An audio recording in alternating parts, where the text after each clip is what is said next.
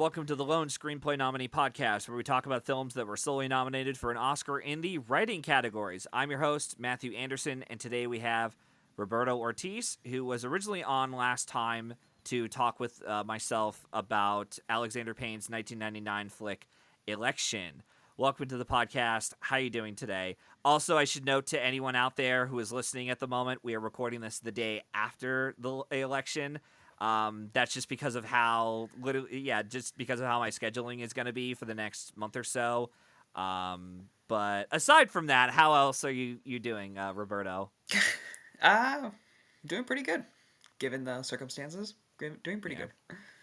Yeah, before we got on here, we were talking about AFI Fest, and if you could, this will be part of one of the questions I want to ask for you before we go into our episode discussion on this film. I wanted to ask if there was one movie, because unlike me, you and your girlfriend Lulu were able to go to the American Film Institute. This is now, what was it, your second time you went there? Our second time. Okay. Out of curiosity, how was the experience compared to last year? Was it better? Was it worse? Was it about the same? Mostly about the same, except the red carpet screenings went late, so we missed Night Bitch, so that was annoying. Yeah, and same with Unstoppable, but then again, that didn't go late. It's just I planned it very wrong, but yeah, I think if they managed time more, that would have been better. Gotcha. Yeah. And if there was one movie that you saw from the American Film Institute festival that you had seen that you would highly recommend people to watch this upcoming award season, what would it be? A Real Pain. If you're thinking about watching it, please go see it when it comes out. It's short, it's funny, it's just so great. It's so great. Awesome. Yeah, I'm going to try to see it. I know it's, as of this recording, it's in LA and New York, I believe, at this time. But it'll be expanding, I think, starting November 15th. So once it comes near, I think that might be one of the movies I have to watch when it gets here. So yeah, once it gets here, I'll be watching it, because it was funny, because you and I, there's this whole other, we can go on and on about this story. I think we were talking about off air about how we were like, yeah, maybe this film actually does have some pretty solid award chances, and we'll see. I mean, it's like right now it's November, it's early November as we're recording, and anything could happen from now until the upcoming award season. And we still have a couple of contenders we don't really have a solid footing on, like the actual review embargoes for Gladiator 2 haven't dropped, although the social embargo has, and we could say the same thing for Complete Unknown and Nosferatu. They don't have any legit reactions towards, just because they're either still being worked upon in the final touches of post-production, or they're in the wings waiting to be screened at said world premiere. So we'll find out what happens with those. I mean, it is speculation, but I heard test screenings for A Complete Unknown have not been going well. They had to redo a lot of stuff. And yeah. But interesting. Test screenings can go bad, and when it comes out, it's good. Sometimes those just don't matter.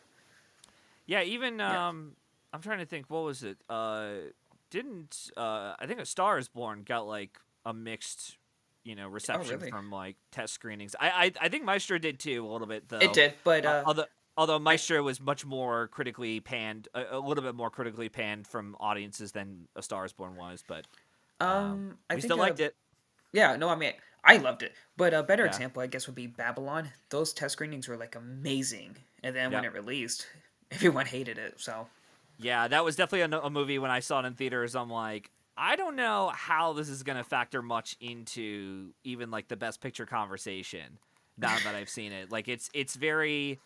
It's not really the type of film that audiences are requesting, and it's not even the type of movie that, it's because great movies, it's great to have a movie come out that it's the least type of movie audiences were expecting, and they were like, wow, that was a big surprise. We really enjoyed it. It wasn't that kind of movie, I think, and it kind of showed with the Oscar voters that they were like, we'd rather give someone else an Oscar over Babylon, like, with Yeah. All Quiet on the Western Front winning for score and production design, and that team from All Quiet is coming back this year with Conclave and that annoying ass score by vocal Bertelman.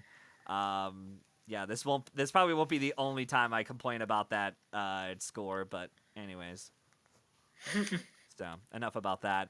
But the other question I want to ask in regards to our movie-related question that I usually ask whenever I bring on a guest to come onto the show after they've already done an episode for me, I usually ask, a question that ties in with the movie. And for this one, with this being Match Point, I wanted to ask, what are some of your favorite psychological thrillers we've had? Ooh. That you enjoyed. It could be a film that was already in the discussion that I've already covered for the show. It could be something that's, not even nominated for Oscars. Like, are there any out there that you're like, ooh, okay, that's, it's my jam. Does Black Swan count? Yes. Yeah, that's like probably one of my favorite movies of all time. Yeah. A really, really good psychological thriller.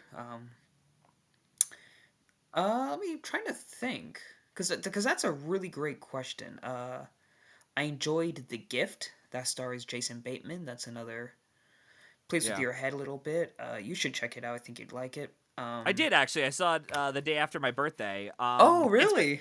It's been a long time since I saw it, but I remembered being quite impressed with Joel Edgerton, both acting and directing in front and, being in front and behind the camera. But I remember liking it a lot. Yeah, I'll mention a few, but I'll let you mention a few more if you have any. I'm trying to think. I'm actually curious what you're gonna say though.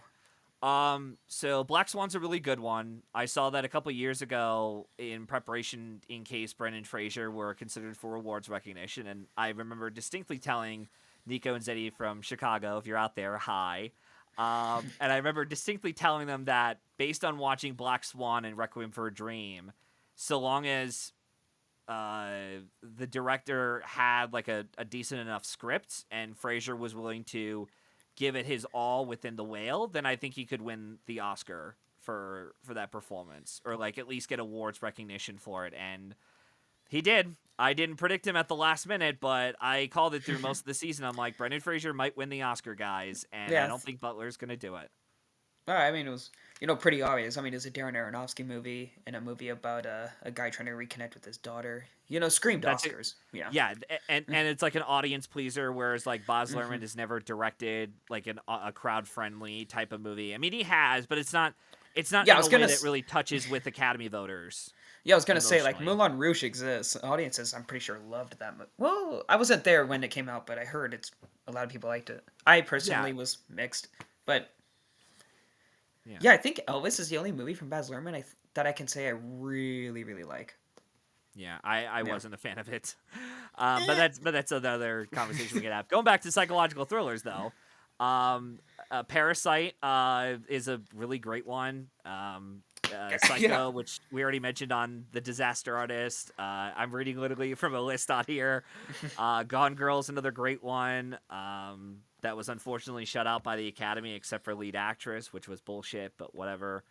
And yeah, a couple of like Jake Gyllenhaal films that he's also had a couple of like interesting films within the psychological thriller genre, which was Donnie Darko was one I saw years ago that I really enjoyed, surprisingly. Nightcrawler, which is one I've already recorded with Zeddy from Chicago, and then another one which I haven't seen since theaters, and it's been a long time since I've seen it. I own a Blu-ray copy of it. I might watch it down the road. We'll see. Nocturnal Animals. Oh yeah. I remember that was pretty good. But yeah, there's a whole bunch. Silence of the Lambs. Inception is technically like a psychological thriller, because it's playing on the minds. Yeah, wow. You named a lot. I didn't even consider psychological thrillers like Parasite. I didn't. It just dawned on me. Well, I mean, part of it is also because of the fact that like I have a page full of it. Oh, of, like, okay. On here, so that's why I was able to name like boom, boom, boom. Okay. But no, Black Swan, yeah, that's a pretty good one because when I saw that, I was like, okay, yeah, I could totally see why Natalie Portman got her Oscar for this, and It's a brilliant performance. Yeah. yeah, it's really good. Like, if you haven't seen the movie, you gotta watch it for her because she's great. And Mm-hmm. if nothing else, for that one great line read by Winona Ryder, it's amazing. If you know, you know. So yeah, that's pretty much it in terms of like other questions we have. We're not gonna beat around the bush on this because we're like, we'll get started on this because, in the middle of watching this movie last night, I'm like, I really need to pick this brain to be like, what I like. We'll get into our discussion, but before we do, I just want to, give a clarification of like, yes, we are here to discuss the 2005 Woody Allen film Match Point. This won't be a beat by beat bulletin presentation like you hear on other channels, but we will be discussing major spoilers for our talk. If you haven't seen the film Yes. yet and want to hear our full thoughts on it, watch the film first and then come back to hear us talk about it. Last time I checked, this is on Amazon Prime. Yeah, and I If you think it's have on go ahead. Peacock and Tubi too. So Oh, okay. I didn't even yeah, know it was yeah. on Peacock. Okay. So yeah. But before we do, we'll just get through I'll just run through as quick as I can the production history behind this. Multiple Oscar-winning filmmaker Woody Allen originally was going to have Match Point set in the Hamptons and I believe New York. And since he that's where most of his films take place, anyways. And since he couldn't get major financing for the film to work in that location, he agreed to work with BBC Films, which required that he'd make the film in the United Kingdom with largely local cast and crew. The reason Woody did this was because the American studio system was only interested in making films that were $100 million budgets and can easily get $500 million worldwide, or at least, worldwide profits. It's strange how something back then, like almost 15 years ago, we're still in that, like, yeah, it's like it's kind of tough for a movie like that to be made unless you were to go for like a very small, tiny budget. Which The irony in that. which Woody Allen was like known to do. He made a movie like once a year because he always had a strict budget. Oh yeah, and Yeah. he's also got other things working. He's doing other works for and such, and rewriting other scripts that he's planning on doing down the road. Yeah, it's in his habit. And as far as the, speaking of the budget, the production budget on this ended up being $15 million, and he rewrote the film to be set in UK. And he also had the trouble of writing for Nola Rice, as it was originally to be played by Kate Winslet. And I found out part of the reason why she dropped out of, and for the record, she dropped out of the role a week prior to filming, but part of it was because she wanted to spend more time with her family.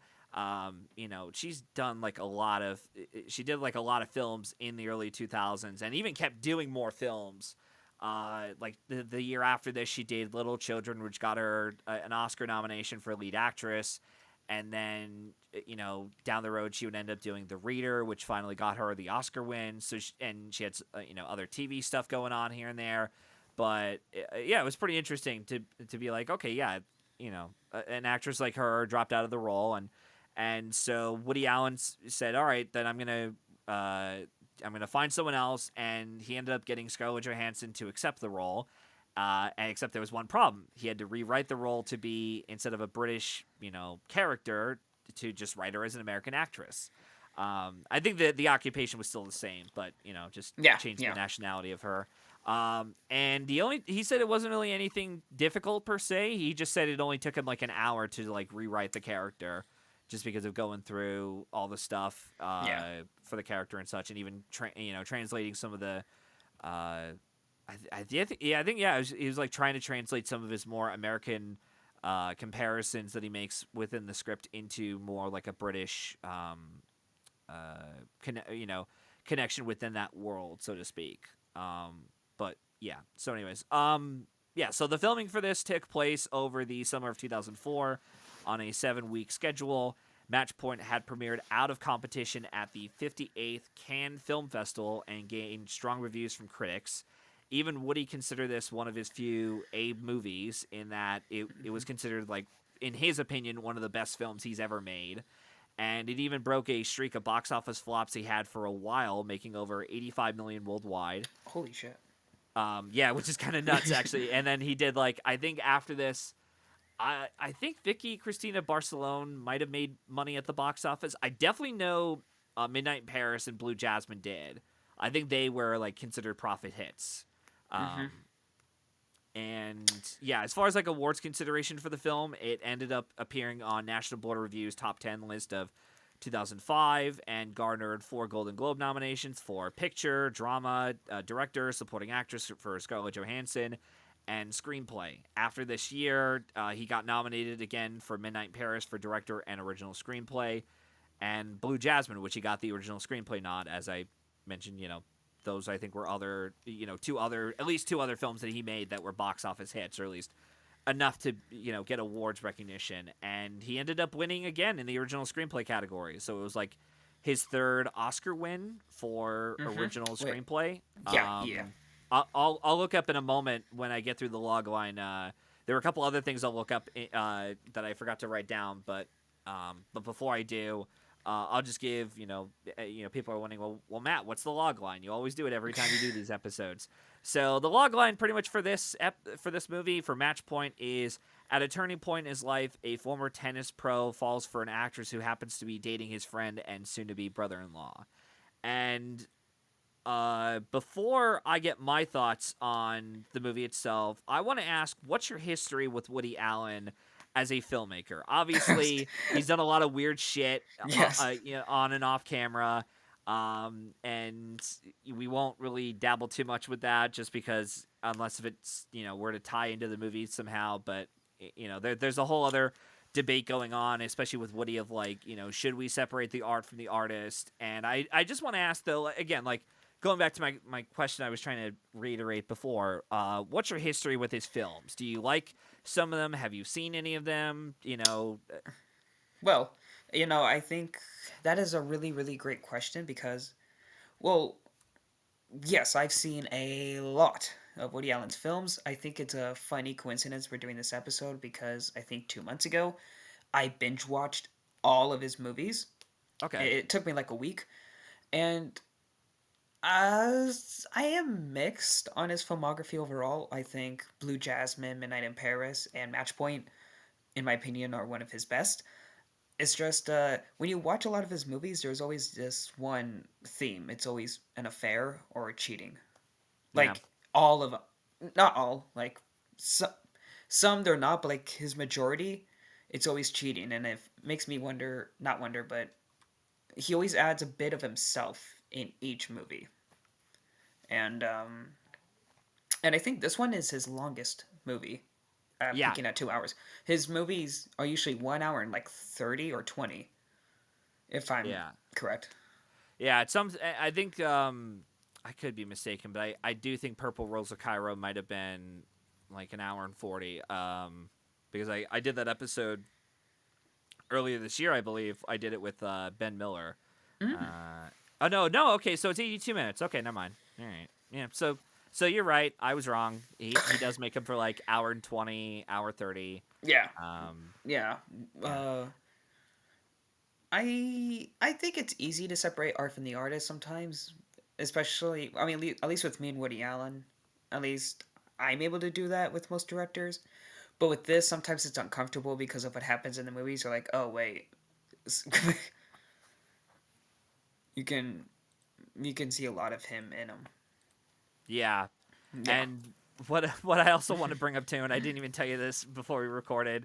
Again, we're recording this the day after the election, and we're also recording this on the day that Kevin Jacobson from And the Runner-Up Is recorded an episode with Sophia from Oscar Wilde talking about Kate Blanchett's Oscar win. And they also, talked about Woody Allen as well, and separating the art from the artist as well. So I just, I find it very funny that it's like it all just came together. And we only, I think you only brought this up as like, ooh, I want to do Match Point like a couple months ago. Yeah, as well. because I had just finished binge watching and I thought, oh yeah, this is perfect because I already have everything, so it works out. And I've been wanting to talk about Woody Allen for a while, so. Yeah, and he's got another film that we'll get to down the road. I don't know when we'll get to it, but I think it's Deconstructing Harry is the only other lone screenplay nominee he had. Yeah, I'm curious because I know Ben Miller. I think Ben Miller. He was not a fan of that movie, and I'm kind of curious to see where I land on it. But yeah, but I will say, I've seen some of his films. I think this is now like I think maybe my fifth Woody Allen film I've seen, which is so strange because like I hadn't really. I think the first movie of his I saw was Midnight in Paris, which I remembered liking, but I may have to revisit it down the road because it's been so long since I had seen it. And but I remembered it was at least like an interesting little film. If nothing else, it was interesting to talk with one of the production managers, who's also one of my teachers from Stevenson, to work who worked on Margin Call and had lost. They had lost the Oscar for original screenplay to Midnight in Paris, which I mean, it was kind of like even just looking at that race, it was kind of easy as to why Midnight in Paris had won. Especially not just the fact that it was like a Best Picture nominee, but it was like considered to be this like comeback role or comeback movie for Woody Allen and such. But yeah, and the other thing I wanted to bring up before I give my thoughts, because I know you're just you're just on the edge of your seat, like what's Matt think about this movie? We'll get to it in a moment, but the one thing I want to bring up is the Cannes Film Festival. I'm looking through the list of what had competed for the Palme d'Or, and Match Point premiered out of competition, and it's so interesting to see what films had screened there. So obviously Match Point had brought up Kiss Kiss Bang Bang was screened out of competition there, and they also had get this Star Wars Episode 3 Revenge of the Sith playing out of competition at the Cannes Film Festival. I went to Cannes. Yeah, at Cannes, and I'm like, wait, really? Like, people actually went to go see that at a festival? But all right, sure. It's not really the kind of movie that you would show at the festival. But then again, they showed Fast 10 there like years before. Yeah. And not Fast 10, it was Fast 9.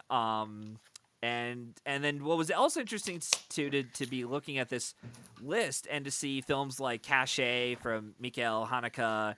A History of Violence, which is one of the few, normie films directed by David Cronenberg to get in for the Cannes Film Festival and compete there. And then Frank Miller and Robert Rodriguez's Sin City premiered there, or at least they screened there. And it's interesting that, to see some of these films that screen there and we're like, wow, really? Like that's screened there? Okay. Even Merry Christmas, which is the, I believe, German product. I think it's I can't remember what country it was that had distributed, but it was the Yoenx Noel. I know I fucked up that pronunciation, but sorry. But it was the it was like the war drama based on the Christmas truce of December 1914, depicted through the eyes of the French, British, and German soldiers, and it screened out of competition there, and it went on to get nominated for international film at the Globes, BAFTA, and Oscars. So that's pretty interesting that something like that was there. And I didn't even know that I didn't even knew that film existed until my brother in high school had gotten like a copy of it from one of his teachers to watch it, and he never got around to seeing it because he had other things, with schoolwork and such. But damn.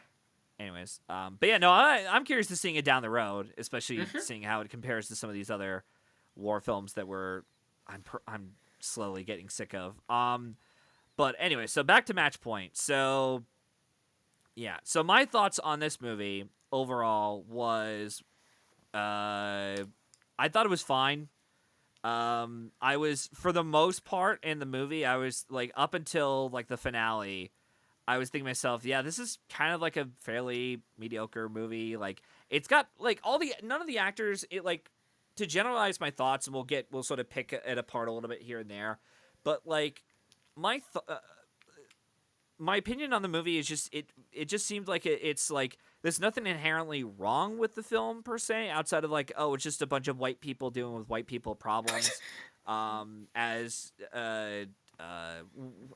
someone had brought up in the review, and I'm like, oh my god, this is so much like that. And especially at the hour mark, I'm like, oh Jesus Christ, like we're at an hour in. Mm-hmm. And for me, like, and no, again, no one's really doing a bad job. Everyone's doing a good enough job in the film, acting wise. Like, they're all good. Jonathan Rhys Meyers is good in the movie. In fact, I'm actually surprised that he's not used more for his dramatic chops when he's known for doing more commercial fare, like Mission Impossible 3, or he was in From Russia. I think it was like no, it was From Paris with Love with John Travolta. Mm-hmm. I don't even know if that was even a box office hit, but Did yeah, you but did you know go he ahead. played Elvis Presley? Yes, and Yeah. I found Same out year. about that the last night that he had won the Golden Globe at that same ceremony that this was nominated at, and I kind of wonder, yeah, maybe it was kind of a telltale sign of like, yeah, Butler was always going to win the Globe there for Elvis because they have such a hard on for Elvis, impersonators. Um, but yeah, but anyway, so yeah, so like I said, overall, like it was like the first 2/3, I was like, yeah, it's not really working for me. I'm not really interested in this. Like, it's not a poorly made movie because it has some interesting directing choices and Woody Allen as a competent director, but it didn't really grab me emotionally or really Yeah. kept me invested until we get to the big finale, The which is final 15 minutes. He's yeah, yeah, which is like, yeah, it's like, yeah, you took your you took so damn long to get there. Although it's once again kind of proof that it's like, if I start a movie, I gotta finish it towards the end because Mm-hmm. maybe it has something that it could pull me through. Like Godzilla minus one, I remember was a movie last year that I saw, or at least this past January I saw in theaters. That through most of it, I'm like, yeah, I don't really give a shit about the movie. Like it's fine. It's like a much better made movie just because it's like you have an actual director behind this, is not someone who's like like an art director behind it or someone who's like really passionate about the material but doesn't really know how to communicate it in an interesting dramatic way. But it really is that finale is what saved me from going any lower on my rating for Godzilla minus one. And same thing with this. Like I think the ending equals out enough to like a 6 out of 10 for me. But yeah, I just thought overall it was okay. Um, but yeah, But I'm curious to know because this, like a couple of my episodes in the past, this may be one of those that feels a little bit that might be a little bit more like me interviewing you for your thoughts. But that's fine. I'm okay with that because at least one of us is somewhat passionate about the movie. So what was it for you that made you want to pick this outside of like Well, revisiting Woody Allen's films and seeing them all? Was there something about this film that made you be like, oh yeah, well, let's talk about this? yes. Well, that's a really great question. Thank you for asking. This one. So when I'm watching Woody Allen movies, they all they felt the same kind of. But when I saw this, I liked it a lot because for me, at least my opinion, this Mm-hmm. felt so different. First of all, it's not a rom com or a romantic drama. This is a straight up suspenseful thriller. It's also a great, examination of class and social status. And what I really liked is that it can be a bit complex and it has flawed characters and there's a lot of psychological tension and consequences. And I really liked Woody Allen's direction and cinematography here, as well as the clever use of the noir elements. And when you mix that all together, it you don't really think of a Woody Allen movie. No. And yeah, Yeah, the finale, which we'll get into right now, is the fact that we see our main character, who's played by Jonathan Myers, Wilton, hmm who finds out that his Nola Rice is the mistress that he's been sneaking off to and having an affair with is pregnant, and he is at a point where he doesn't want to lose his wife, but at the same time he doesn't want to lose uh, uh, Nola either. hmm And and he even finds out too about how like, oh yeah, this is like this would be the third time that Nola Rice has had an abortion, because he already had one from a previous marriage and then had it with Matthew Good's character played by Tom Hewitt, who is the friend and brother-in-law of Chris, and yeah, so and then from there it just gets really interesting, especially with like having this opera music being played, which is also an interesting tie-in because especially with Chris's love and fascination for opera in of itself is tied into the story and is done in a way that brings a lot of tension to it without having to overtly cut it or use like a more bombastic score. Like the opera itself is already a bombastic music cue to it, but you tie that in with the themes of the movie and what even Chris's likes and dislikes. It sort of adds into the film of him committing this heinous crime. While the again sort of the irony of like, oh yeah, like this the opera is being played in the background while this is creating a lot of tension. And yeah, I was a little surprised that it actually went as violent as it did. Oh my god, yeah, because like his films, there's usually like no guns at all. So when he takes that dark turn and he just does the thing. And even when I've seen Woody Allen use guns in films, they're used more in like comedic effects. Like they're not really done in like or weapons of any kind. They're more of like, oh yeah, like he bonked the guy on the head, or he broke his nose or whatever, or they're being chased. Like I think it was like Midnight in Paris. There's a joke where one of the agents who was following what's his name, Owen Wilson's character ends up being chased around by a bunch of guards. And like a historic time period, it's like that's really like the equivalent of the joke essentially, but yeah, it doesn't really use much of a whole lot of violence with the films I've seen so far. And I did do a little bit of reading, and I'm not sure if you've seen this either.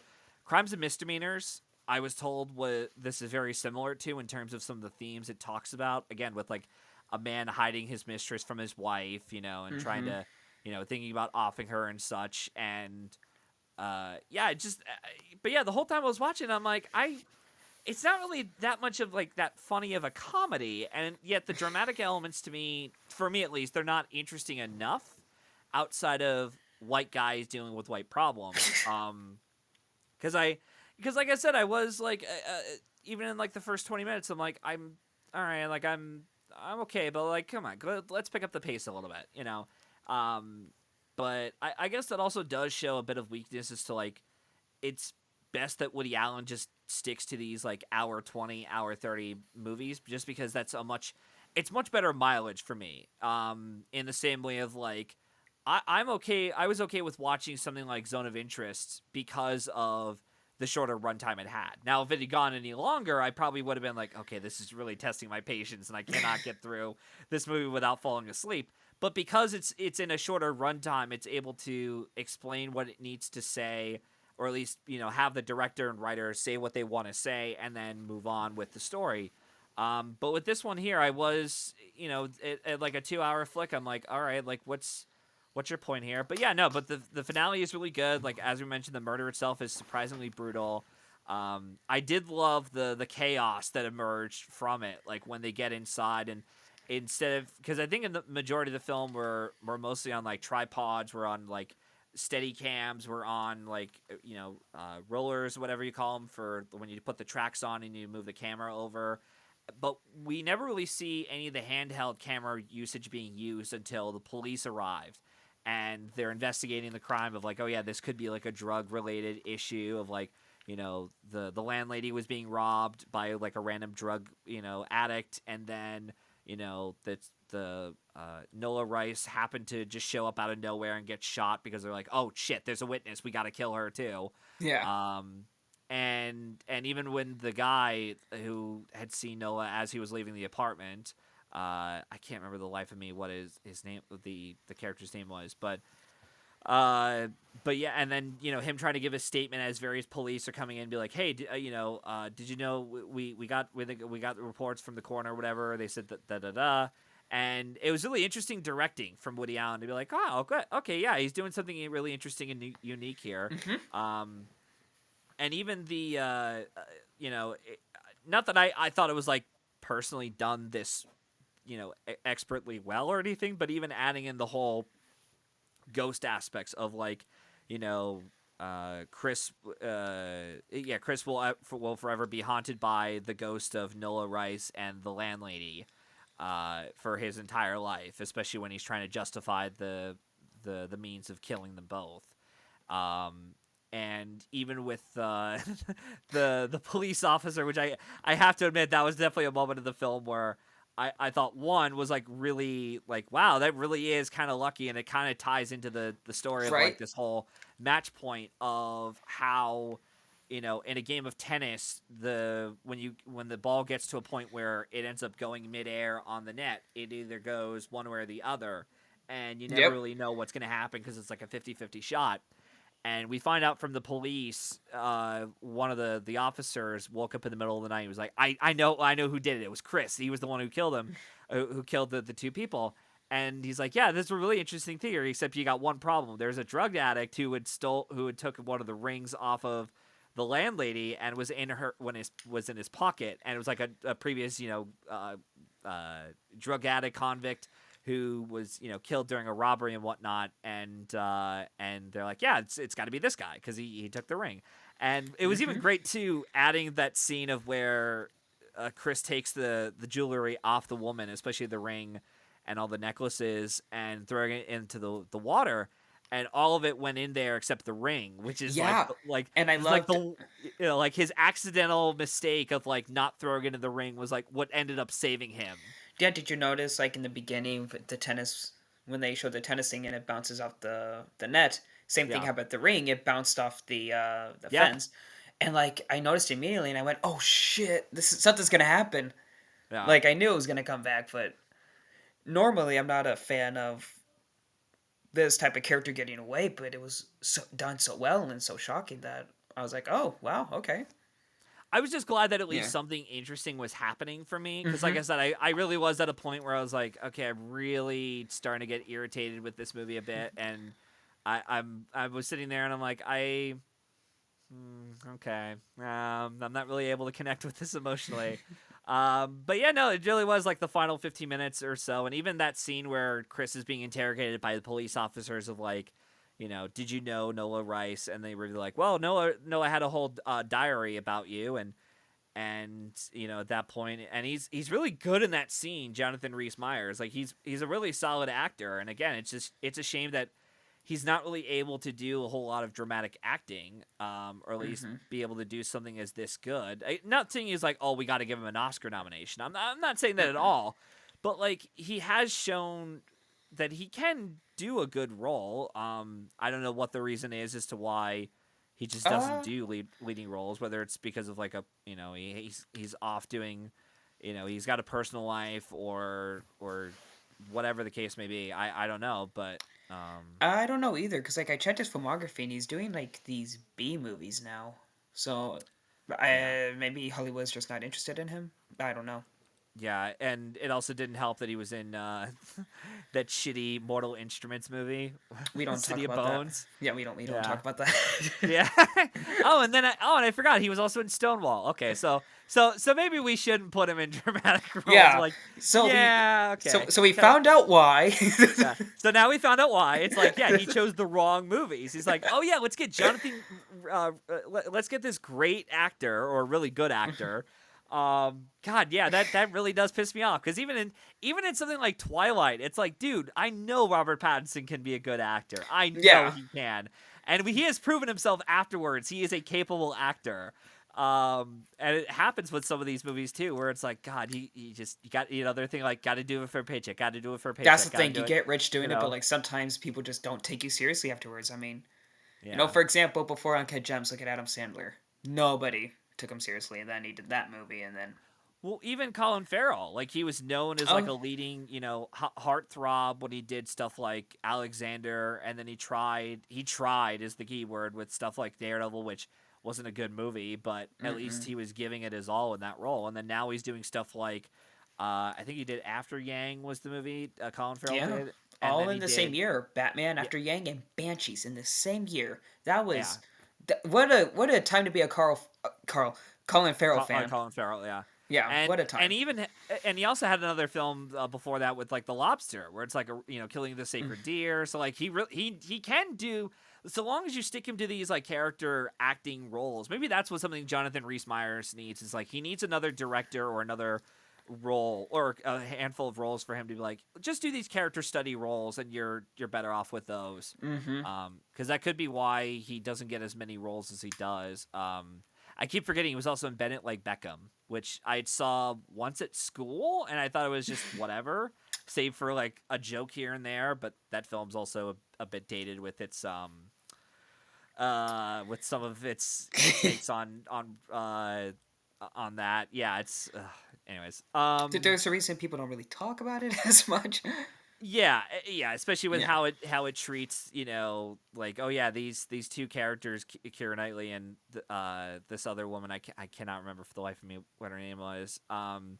Sorry, folks. But they're like, oh no, they're that from a distance they're like, oh yeah, they're gay characters. It's like, no, they're not. Come on, Yeah. stop it. Yeah. Yeah, Though, yeah. The unpopular 2000s. Well, I was gonna say s- 2000s is also very had this weird homophobic era where it's like we're very much against the LGBT community. I mean, hell, the Oscars decided, hey, we're not going to give Brokeback Mountain the Best Picture prize. Let's give it to Crash instead. So, I mean, at least they gave Ang Lee one director, right? hey, he did. Well, Okay. we'll get into the Yeah. awards conversation Yeah. later. I was gonna say, hey, at least they gave him that win. But did you see Elvis? Jonathan Rhys Meyers Elvis. I haven't. No. Okay, it's not good. He wasn't. Okay. He wasn't even that good in it. And yeah. Apparently But you he were only saying, had like a week to prepare. Apparently, according to him. oh God. Okay. Yeah, because they were trying to find a guy that looked like Elvis, and they couldn't find anyone, so they got him last minute, and he had like a month to prepare. So it was like, God. yeah. Not enough time. You were saying unpopular opinion. Oh no, so I was gonna say that dude's not good in Elvis. Like Oh, a lot of okay. people would say he was good. No, he wasn't. Yeah. And then to look through the other cast members for Match Point, since that's really what we're here to talk about mostly. We're all over the place today. Like some of the I wanted to hear what were your thoughts on some of the other actors in the film. Oh, Like Scarlett Johansson, yeah, Emily she Mortimer, was. Matthew Good. Yeah, Scarlett Johansson. Love her. She was. So, Yeah. she is really good in it and very believable, I must say. I don't know if they gave her extra makeup, but she was like glowing in that movie. No? It was probably maybe extra makeup. It could have Yeah. been more No, lighting because on like her. you see her in like other movies, but like in this one, I think it was purposeful to make her feel like more beautiful. Granted, it could be just me. She was younger during that time, but it's like it's very interesting. I also liked Matthew Good. He was pretty good in it with Yeah, he every scene he was was. in. Yeah. Yeah, weirdly enough, the first movie I'd seen of Matthew Good was in 2009's Watchmen. Um, yeah, which I'll tell you off air. There's an interesting story about that that'll tie into another film he did. But yeah, no, he is good in the movie. Yeah, Scarlett Johansson's good in this film too. She fits the role pretty well. Even while watching it, I'm like, yeah, you can tell this role was definitely written for her as like this type of actress. I mean, Kate Winslet would have done a great job with it too. Maybe in my opinion, a little bit better than what Scarlett Johansson does. Yeah. But still, it would have been. It's definitely the type of role that would fit that kind of person. That personality that she could bring out as an actress. And yeah, Emily Mortimer, who's good in the movie. I haven't really seen her in a lot of other films outside of like. She was in Hugo. She was in Shutter Island. She was in. Yeah, she's in which a is lot of another stuff. psychological thriller. She's in a lot of stuff. It's just she isn't really given a lot to. She's not really given a moment to shine. That's the thing. She's in a lot of stuff though, but except Newsroom. She was like a main character in Newsroom, but I wasn't a fan of Newsroom. Oh, okay. Yeah, I remember liking it. I haven't really sat down and watched like a full episode in a it long just time. like a sidetrack. I don't know. It just felt like it was trying to replicate not The Office, but like it felt like a comedy, even though it's not. It Yeah. tried too hard to be funny at times, and that's in my opinion. Yeah, Sorkin, much like Woody Allen, Sorkin is the writer where it's like you got to find the right balance for him to Yeah. be used properly. Otherwise, people are not going to like it. The writing in in that show was not that good. Yeah. And then I also want to bring up interesting that Brian Cox was in the film too for Match Yes. Point.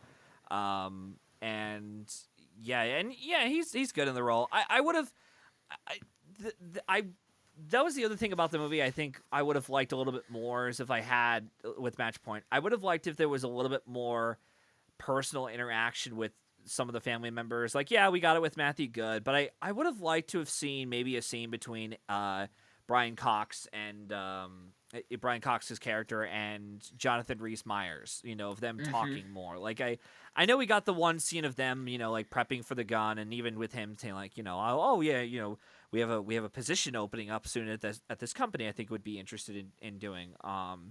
And I would have liked a little bit more of like an interaction because Brian Cox, if he plays, obviously he's known for playing a pretty good bad guys, but also, you know, he seems the kind of guy that if you put him in a really good role, or like a really nice and lovable role, I think he would play that pretty well. And he's good in the movie. I would have Mm-hmm. liked like a scene or two with the two bonding with each other.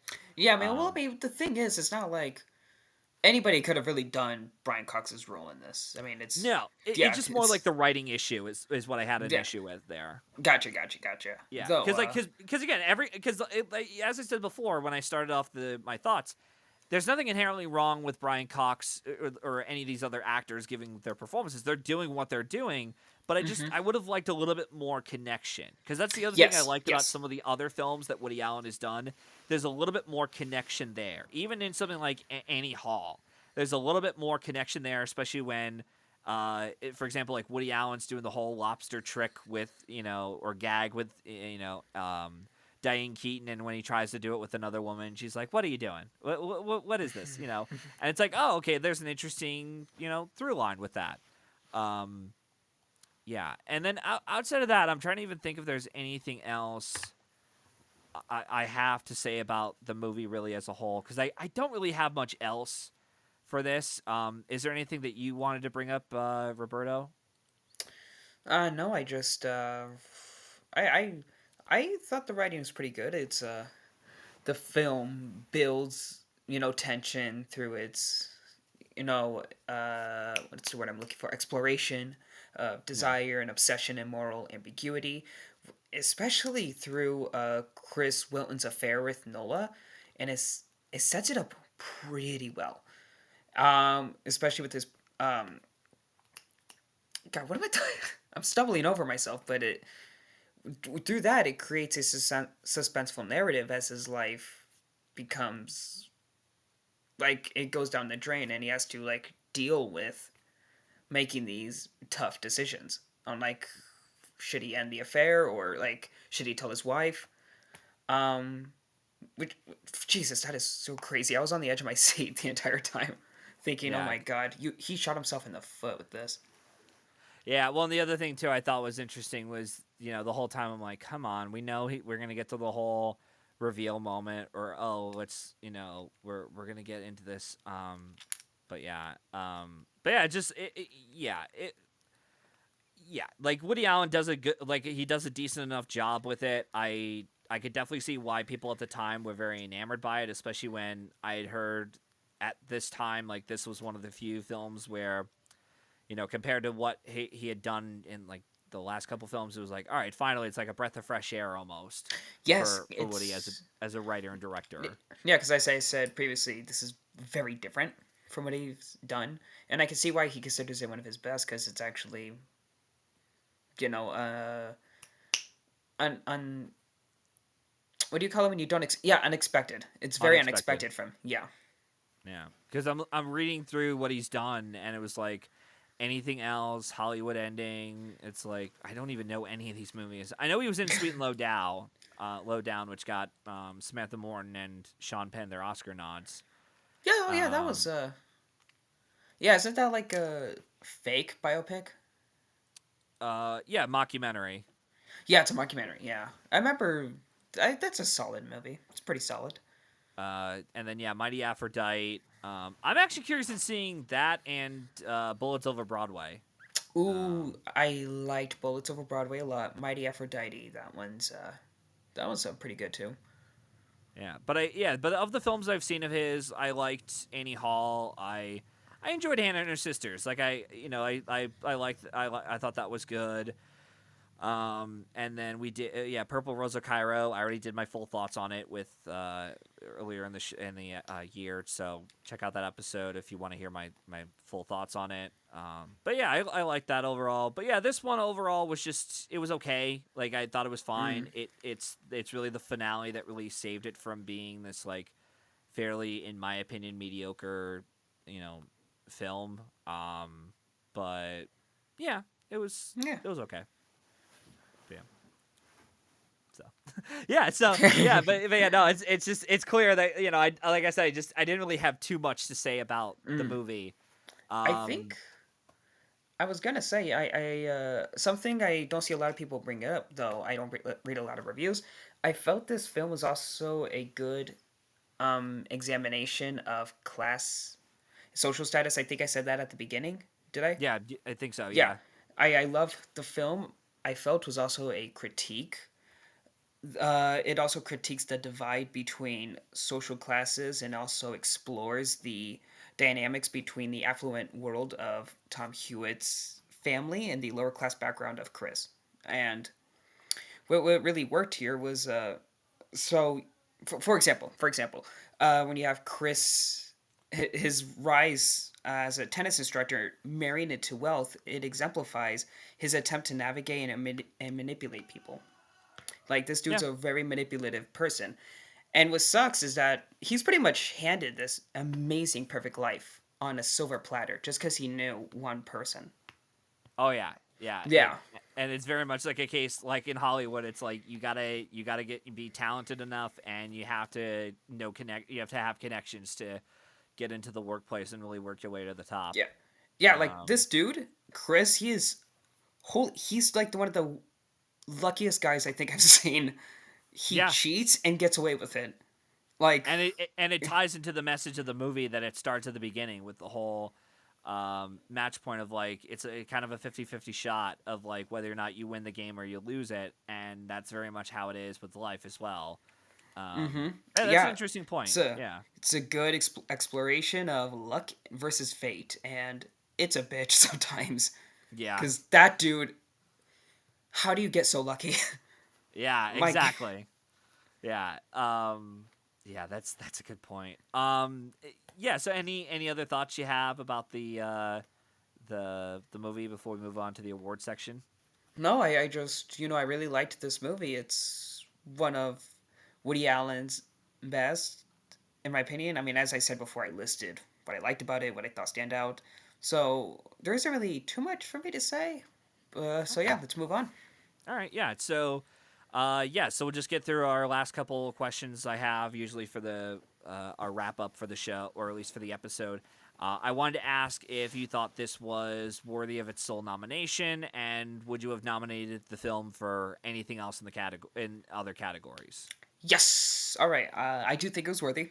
I'm actually really happy it was nominated. It's really good script. I think very tight script. I would also probably I would have nominated it for director or actor, in my opinion. For Jonathan Rhys Meyers? Mm-hmm. Okay. Yeah, I thought it was pretty good. There's a lot of scenes where you have to pay attention to his face to really get what he's feeling, and he did a really good job.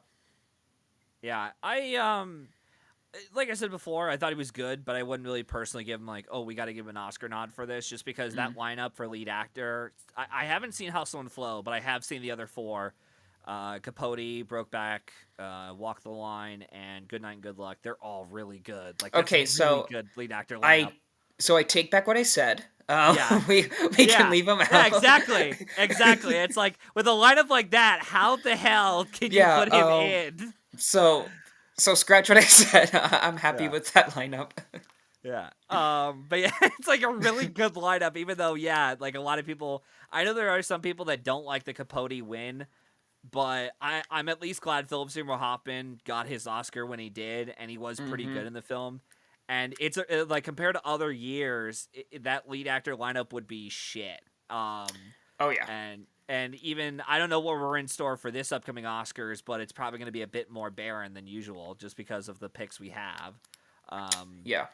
Uh, so we'll see what happens, but yeah, but yeah, as far as original screenplay for me, like I'm fine with it, I guess. Although I'm kind of glad that it made it in here over Cinderella Man, which I didn't think was that worthy of a screenplay film. it's Um, it's it's a bit by the numbers, I guess. I don't know. yeah, When I watched it, I thought, okay, this film's alright. I mean, I liked it for the most part, but it's. Mm. yeah, and even I was watching it because I remember distinctly wanting to watch it because I heard Paul Giamatti was like really good in the holdovers and like, oh my god, we're finally gonna give this guy like a lead actor nod. And I remember that there was like a huge, like, long story short, there was a whole conversation about, is he gonna make it in for Sideways or not? And he ended up missing for Clint Eastwood in Million Dollar Baby at the last minute. And so the next year they're like, all right, here's your makeup nomination for Cinderella Man. You're not going to win anything. You're not going to win anything outside of like, I think it was like maybe Critics' Choice he won and SAG, but that was it. He definitely won SAG. I remember that. Mm-hmm. Um, He but won. You're right. He did win Critics' Choice and SAG. um, but I knew, yeah, you're not going to win much else. And Mm-hmm.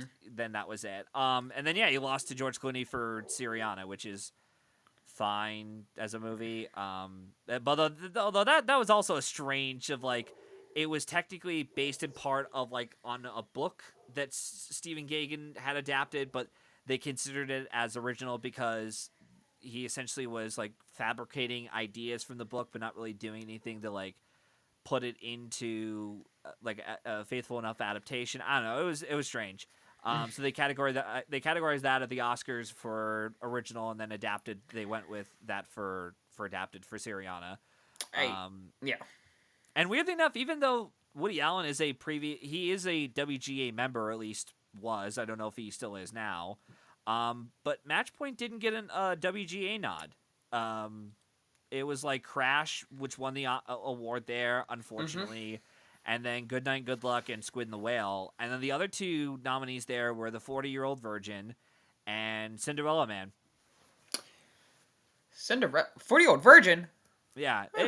it kind of makes sense, though, for 40-Year-Old Virgin because of what was ineligible. And again, WGA considered Syriana as adapted and not original, kind of like the whole Whiplash thing in reverse, Mm-hmm. or Barbie in reverse.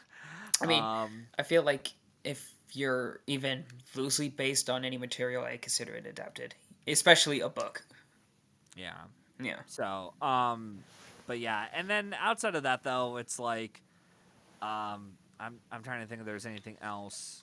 Yeah, so Matchpoint really only did well enough with like, I think it got a couple critics mentions, but overall Matchpoint just got in for like original screenplay at like the Golden. It got in for screenplay at the Globes. It did well enough there, especially when they're expanding their lineup to like 10 nominees essentially with like picture and comedy in drama and comedy, and then you have Mm-hmm. director, which they don't always go for the more prestige type films. Like they end up going for like the more populist, like, oh, what's like a known big name director attached, and they're like, all right, Woody Allen gets in, and then we get like, I can't even remember who it was in the top man. I'm looking through it right now what they had. So yeah, so it was like director, they had Ang Lee for Brokeback Mountain. They had Woody Allen for Match Point, George Clooney for Good Night, Good Luck, Peter Jackson for King Kong, Fernando Morelos for The Constant Gardener, and Steven Spielberg for Munich. So three out of the five from Golden Globes translated to the Oscars.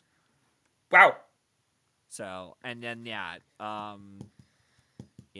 So yeah, it's pretty interesting for sure to see like, Mm-hmm. oh, okay, that's the kind of year we were in. The other question I want to ask for you, which I already said before, I'm like whatever. I'm glad Matchpoint made in for original screenplay over Cinderella Man.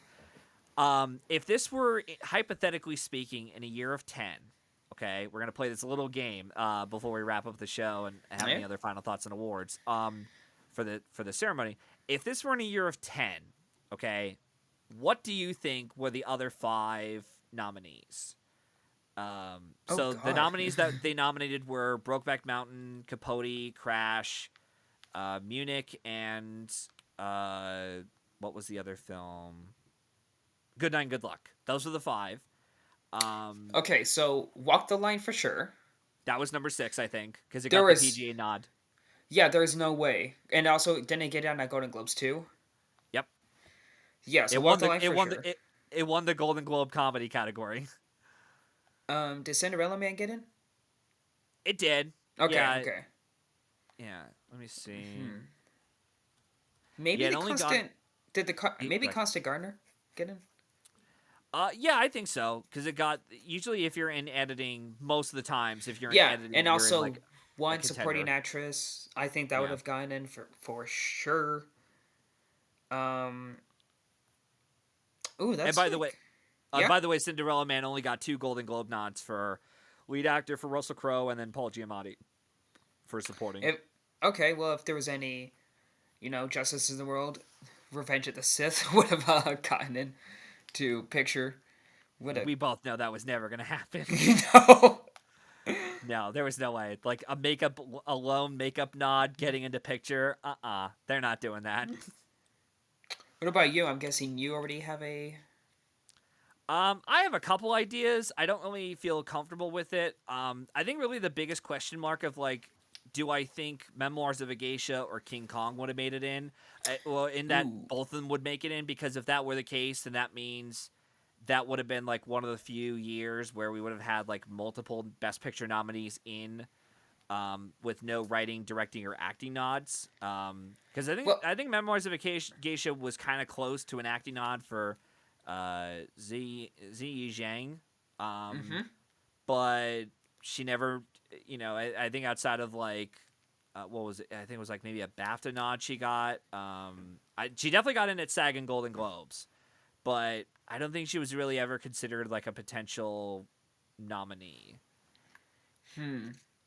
Well, maybe because like reviews weren't really that good for the film. I heard, or I remember No, seeing. Yeah. yeah, but at the same time, like it made money at the box office, and it had won 3 Oscars for like production design, costume, cinematography, and John Williams was poised to potentially win score because he swept BAFTA, Critics' Choice, and Golden Globe, but he lost to Gustavo Santaolalla for Brokeback Mountain at the Oscars. Hmm. So Hmm. Well, yeah. if it was in picture, what do you think he would have surprised in screenplay then? At least say nomination. I mean, looking at the lineup that we got, I don't know if it would have made in for screenplay Mm. because I would agree because on King Kong then. because the other thing about um I'm looking through the adapted lineup because I think Memoirs of a Geisha was based off a book. Mm-hmm. I own the But book. looking at the adapted lineup, it was like 3 Best Picture nominees and then Constant Gardner and History of Violence. So I don't know. And the other thing I've started noticing, I think I said this before on the podcast. This I don't know if I'm repeating myself, so sorry, listeners. But like, usually when a film makes it in for screenplay in a year of 10, or excuse me, whenever we get a film making it in for the screenplay lineup, they were either in like the number 6 to 15 range for Best Picture, or they were like lone screenplay nominees. Mm-hmm. So like I do wonder if History of Violence would have made it in, and Constant Gardner I think would have made it in easily. I also wonder if Syriana made it in too because that was also a very Oh, political movie. Again, Clooney got his Oscar win, and it got in for original screenplay. So I and wonder Okay. Original screen. Did he get it for director or no? Okay, I thought so, but I wanted to double check. because director was the same 5 as the lineup, which is so weird because it's Mm. like that the last time we had like the same 5 for picture and director, but there were split years was back when Reds and Chariots of Fire won. Shit, really? Yeah, I'm pretty sure it was. Yeah, but Reds here. I'm gonna see if that's. I haven't seen that yet. I'm gonna see if that's available anywhere. I own a Shit. Blu-ray copy of it. Send it to me. Yeah, no, I'm not. No. Because I haven't seen it either, so I'm not sending you What? shit. What? No, no. But no, I'll watch Reds down the road. It's kind of hard to watch a really long movie like that, especially Yeah, you if kind of I'm have to not. make a day out of it sometimes for a long movie. You have to Yeah, prep. Yeah, that's what I did with Lawrence Arabia, where it's like I'll watch this when I'm not working and I have nothing else to do. Exactly. Um, you know, but Dude, yeah, no, it's like yeah. Go ahead. I was gonna say I saw like Lawrence of Arabia I think multiple times out of boredom because I had Oh nothing wow. to do. Yeah. Huh. Um. Yeah, I'm trying to think if there's anything else I want to say about that year. Um. I don't know. Yeah, just like I said, I think I do wonder. Yeah, if King Kong would have got it in for a bit for a Best Picture. I mentioned Syriana, Constant Gardener, Walk the Line, maybe A History of Violence. That's about it, really. And I mean, and I think we could also kind of explain now that we're uh, there's an elephant in the room, so to speak, with this conversation. I guess we could also briefly explain to our listeners, if they are not aware or educated well enough, why Crash ended up winning the Oscar here. And Bleh. yeah, do you want to explain it, or do you want me to? You know what? You're already gearing them up. I'd say you go for it, champ. Yeah. It's essentially the fact that it was the other film that really spoke to Academy members in a more emotional way, especially when there were voters of the Academy at the time that were very homophobic and didn't want to give a gay cowboy movie Best Picture. I mean, hell, they did the same thing again with giving Coda Best Picture over Power of the Dog, which was technically a gay cowboy movie. Even though it appealed to the. Although, to be fair, Power of the Dog kind of makes sense as why it didn't win Best Picture, because it is a very cold film that you really have to it sits with you and you have to be very patient with it. But Brokeback Mountain, that's a movie that, yeah, they just didn't want to see the movie. They just didn't want to watch the movie. And there's other Eric Anderson, I think, did it really well in terms of explaining on both For Your Speculation and the runner up is as to why Brokeback Mountain lost the Best Picture prize. But yeah, it's just that's what it was. And then yeah, now that we're whittling down the category to what's gonna win, Crash or Good Night and Good Luck, and it's like, well, we're already giving George Clooney an Oscar win elsewhere for Syriana because he's gaining a lot of weight and he's declamming for a role that was kind of considered a co-lead, but is a bumped down to supporting, I think. Um, they're like, fuck it, let's give Crash the win, and it's a really bad original screenplay winner. It's somehow Yeah. worse of a winner than Green Book, which is really odd. I didn't think uh, that was possible because at least Green Book had really good performances from Vigo and Mahershala Ali. The writing's not good, but I could at least say that they're actually good in the movie. And there are a couple moments where they're able to believably buy, like, I could buy these characters in their very limited, two-dimensional roles. Whereas something like Crash, that's a dangerous movie to throw on, especially if you want to talk about race politics in America, like right now, especially. Because it's not really the type of movie you want to be like, oh yeah, this is how racism is treated in America, and there yeah, is it's there is there is a reason why we're doing this, and we can redeem these horrible people, and they're so easily. It really is the equivalent of like giving a 5-year-old kid a loaded gun without teaching them like the consequences and actions of it. I'm not even kidding, like it really is, and it's it's dangerous just I think for that people thought me, of it. when I was But watching the movie, just beat it over your head like, oh, this is yeah, bad, this is bad. It's like, okay, I got it. Like, yeah, it's not and like it. subtle at all. Yeah, and to talk about a much better movie that talks about the race politics within set in America is Get Out. That's a really good metaphor Mhm. for race, especially with when you rewatch that film multiple times. You catch all these things. You're like, oh wow, because you watch it the first time, you're like, oh yeah, it's a pretty interesting psychological horror thriller. Nothing much more. But yeah, you keep rewatching it over and over, and it's like really smart. It's edgy. It's got really interesting It's ideas it's exploring. It's it's not beating you made over the head with them. exactly. It's made to be watched multiple times because you're able to, knowing what you know going into it, you're able to catch some things. Yeah, So I really, man, now I want to rewatch it again. Thanks for bringing it up. Now I yeah, want to yeah, rewatch it. yeah, yeah. You should. And yeah, it was such bullshit that Crash had won picture over Brokeback, because like I said, Brokeback is a much better movie. But we know why the Academy didn't go for it, because they don't like gay cowboy movies. They just don't. You know. Well, let's hope, Um, that was what, 15, 20 years ago. Let's hope they Well, actually, no, 19 years ago, because no, 18 or 19. Almost 20 years. Almost 20 years. So let's hope they've changed since then. Though I They think haven't. they. Like Oh like I well, said, well. like I said before, it's like they decided to go with Coda, which is a much more emotionally impactful movie. Not as offensive of a film as Crash, I'll give you that, but I still don't think that's a great Best Picture winner in my opinion. Though Um, I mean, in its defense, Coda did have like a late surge.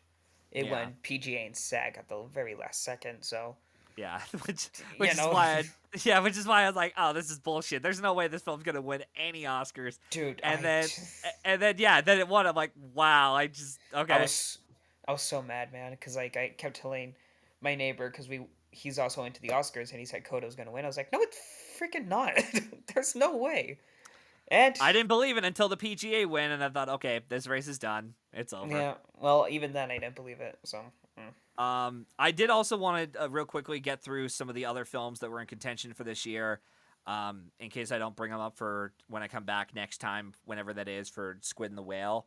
Um, Wallace and Gromit got a deserved animated feature winner for Mm. Curse of the Were-Rabbit. Nice for Nick Park and Steve Box to get the win.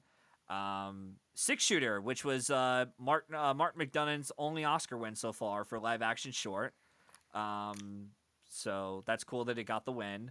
And and I always have to shout out to Jon Stewart for creating like one of the funniest jokes ever that I've seen him do at the Oscars. Was by the way, for those of you keeping score at home, this is after Hard Out Here for a Pimp won for Best Song.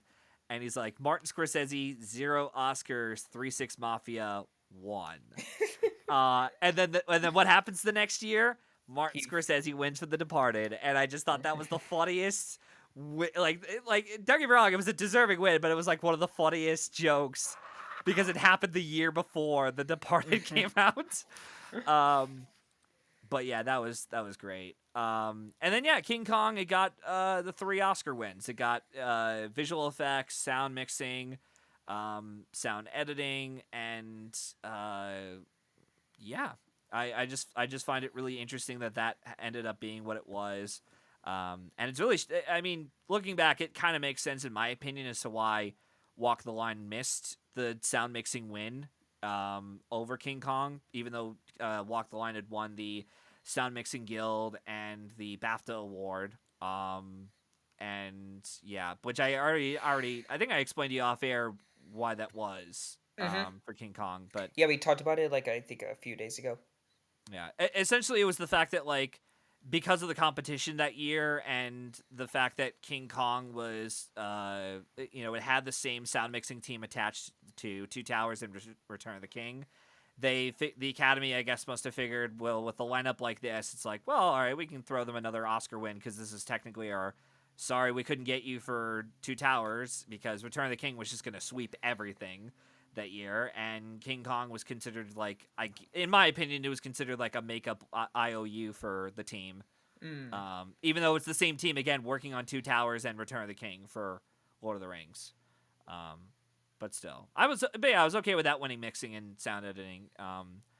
And yeah, that's really it. When I come back for Squid and the Whale, hopefully I'll have a little bit more time to watch some of these other Oscar-nominated performances and films. I've already seen the Best Picture lineup and director lineup, so I've already given my thoughts on that. As you said earlier, I'm really glad that Ang Lee got his deserved Oscar win for this because at least he got that. It was like a really beautifully well-directed film he had on his hands, and there wasn't really much competition in the lineup. Like, I think the closest would have been maybe either, it probably would have been Paul Haggis for Crash for a runner-up for director, or maybe Bennett Miller for Capote. But yeah, I don't know. Any other thoughts you had about the Oscar ceremony, like in terms of the Uh, wins? no, I liked the wins. Not much Crash. Ew, Yeah, that's disgusting. But yeah, I liked it. Granted, I personally wouldn't have voted for Philip Seymour Hoffman. I thought Joaquin Phoenix was the better choice. However, given what's happened, I'm glad he won his Oscar. It's a good yeah, win because I mean, hell, he has a naturally deep voice, and then Capote is like high pitched, and it was like, oh wow, I didn't know how you could do that. So he's Yeah, yeah.